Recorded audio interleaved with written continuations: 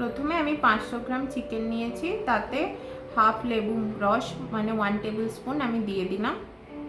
দেন তার মধ্যে আদা রসুন পেস্ট, নুন, লঙ্কা গুঁড়ো, গরম মশলা এবং হলুদ দিয়ে এটা দিয়ে আমি মিক্সড করে নিচ্ছি। আমি চিকেনটা ম্যারিনেট করে নিয়েছি ভালো করে। তো এবার আমি দিয়ে দিচ্ছি কর্নফ্লাওয়ার। 100 গ্রাম মতো কর্নফ্লাওয়ার দিয়েছি 500 গ্রাম চিকেনে। এবার এটাও আমি মিক্সড করে নেব চিকেনের সাথে। এবার এতে আমি আর একটা ইনগ্রেডিয়েন্ট অ্যাড করছি, সেটা হলো একটা এগ দিচ্ছি।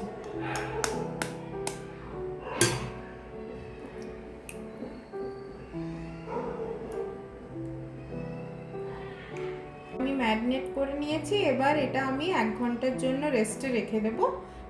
তারপর 1 ঘন্টা পরে এটা আমি ফ্রাই করব। এখানে আমি কিছুটা ব্রেড ক্রাম্বস নিয়ে নিয়েছি। এবার আমি এই চিকেনের পিসগুলোকে কোটেড করে নেব ব্রেড ক্রাম্বস দিয়ে।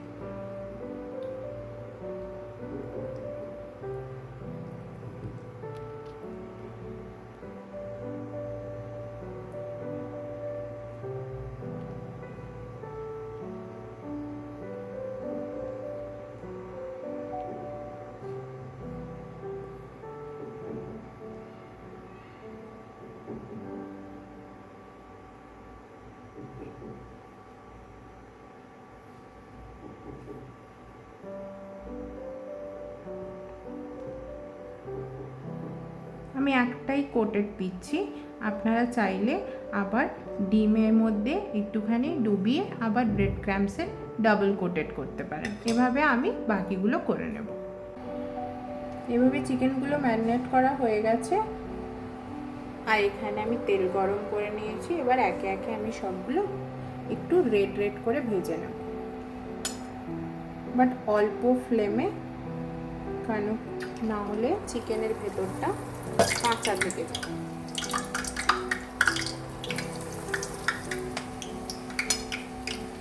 দেখুন কত সুন্দরভাবে ভাজা হয়ে গেছে ভেতরটা, এবং তার সাথে সুসিদ্ধও হয়েছে এবং ক্রিস্পিও হয়েছে।